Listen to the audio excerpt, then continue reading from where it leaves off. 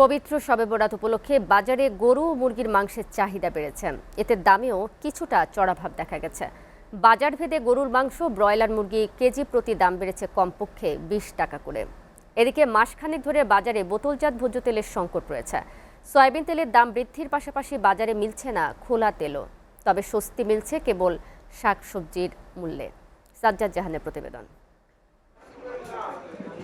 কয়েক মাস ধরে অস্থির থাকা তেল ও চালের বাজারে ফেরেনি স্বস্তি। সেই সঙ্গে রোজার আগে নতুন করে বেড়েছে লেবু ও ব্রয়লার মুরগির দাম। রোজার বাকি এক মাসেরও কম সময়। রমজানের বাজার ধরতে ইতিমধ্যে মজুদ শুরু করেছেন ব্যবসায়ীরা।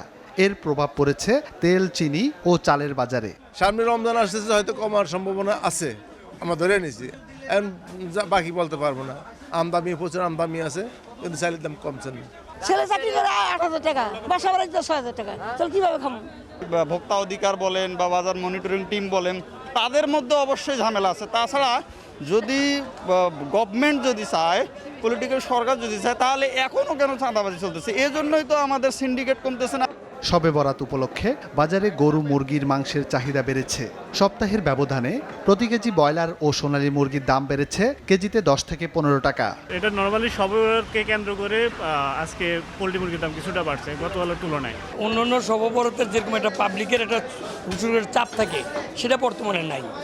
আর আসলে সব জিনিসের তো উদ্যোগতি দাম, তাদের পকেটে টাকাও থাকতে হবে। তেলের কৃত্রিম সংকটকে দাম বৃদ্ধির পায়তারা হিসেবে দেখছেন ক্রেতা বিক্রেতারা। এখন তো শহরে তো তেল পাওয়া যাচ্ছে, বেশি দাম হলো, গ্রামে দাম বেশি দিয়ে হলেও তেল পাওয়া যাচ্ছে না। দায়িত্বে যারা আছে তাদেরকে এই জিনিসটা লক্ষ্য রাখলে ভালো হয় যে বাজারের দামের যে ঊর্ধ্বগতিটা এটা যেন হুটহাট করে আকাশচুম্বী না হয়।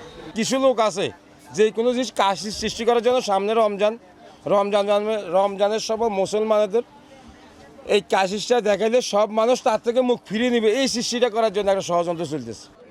চলছে শীতকালীন শাকসবজির মৌসুম। বাজারে সবজির পর্যাপ্ত সরবরাহের কারণে দাম সাধ্যের মধ্যে থাকায় স্বস্তি প্রকাশ করেছেন ক্রেতারা। সাজ্জাদ জাহান, এসটিভি, ঢাকা।